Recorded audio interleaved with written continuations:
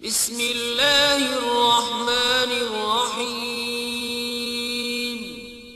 शुरू अल्लाह के नाम से जो बड़ा मेहरबान निहायत रहम वाला है।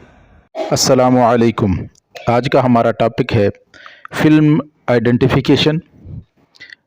इस टॉपिक में हम बात करेंगे कि जो फ़िल्म के ऊपर मार्कर लगे होते हैं वो क्या क्या मार्कर लगा होते हैं और वो ज़रूरी क्यों हैं।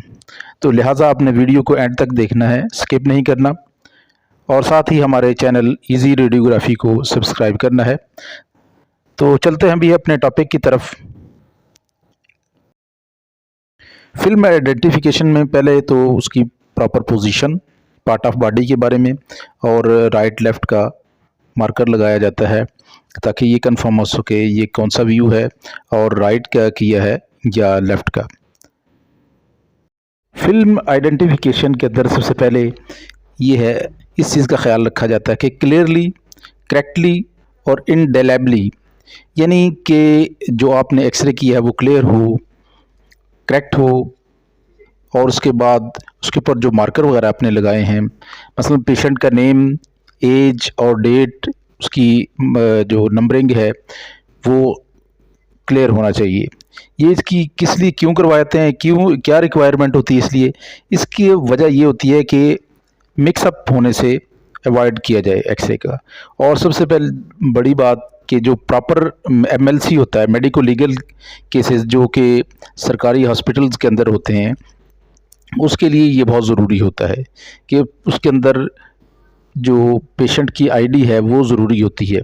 Identification information on the radiography यानी जो एक्सरे की है उसके ऊपर आईडी उसकी पेशेंट का, एक हॉस्पिटल का एक नंबर होता है, वो होना ज़रूरी है।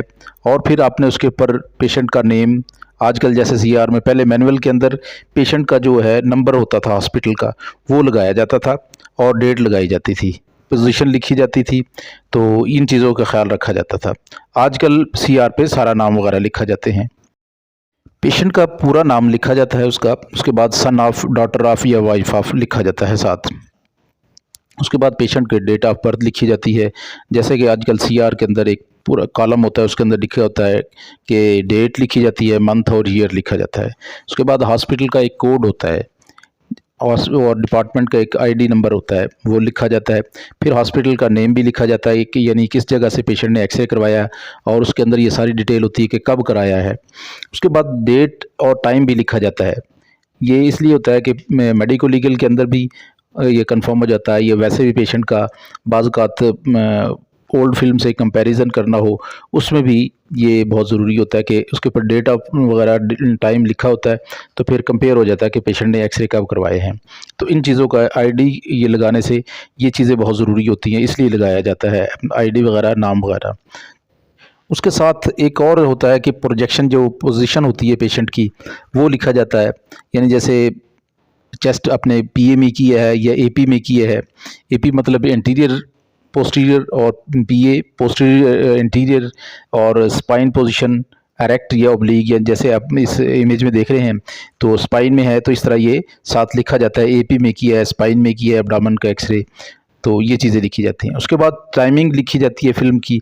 जैसे आईवीयू ये प्रोसीजर करते हैं तो उसमें टाइमिंग का होना ज़रूरी है, यानी जैसे 5 मिनट का, 30 मिनट, 45 मिनट, 1 आवर, ये इसलिए मेंशन की जाती है कि कितनी प्रोसीजर साथ साथ चलता है, तो उसमें कंफर्म होता है कि डाई कहाँ तक गई है और किस किस टाइम पे ये एक्सरे दिए गए हैं, उसके हिसाब से ही इसका रिज़ल्ट तैयार किया जाता है।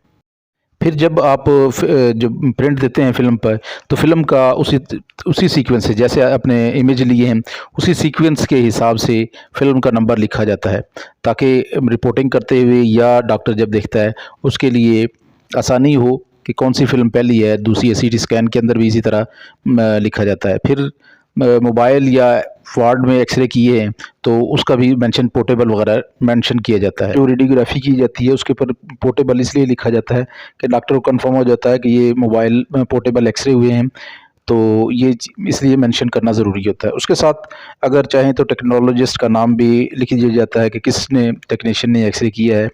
तो अगर कोई उसके बारे पेशेंट की हिस्ट्री पूछनी हो तो उस लिए भी मददगार होता है कि किस टेक्नीशियन ने किया है, तो डॉक्टर रेडियोलॉजिस्ट उसी से कंफर्म करता है।